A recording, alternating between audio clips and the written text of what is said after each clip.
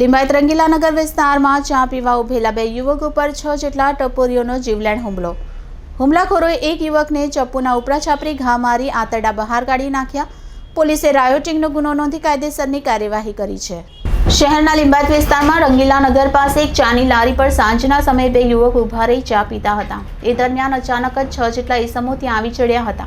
આ તમામ ઈસમોએ ભેગા મળી બંને યુવકો પર હુમલો કર્યો હતો, જેમાં એકને પેટમાં તથા શરીરના અન્ય ભાગોમાં ઉપરા છાપરી ચપ્પુના ઘા મારી આંતરડા બહાર કાઢી નાખી જાનથી મારી નાખવાની ધમકી આપી હતી.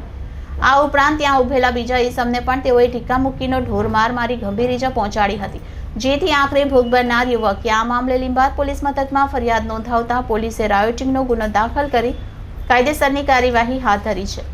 બનાવની વિગત એવી છે કે લિંબાયતના ત્રિકમનગર પાસે સાંઈકૃપા નગરમાં રહેતા 18 વર્ષીય ગણેશ સુનિલ તવર હીરા ખસવાનું કામ કરી પરિવારને આર્થિક મદદ કરે છે.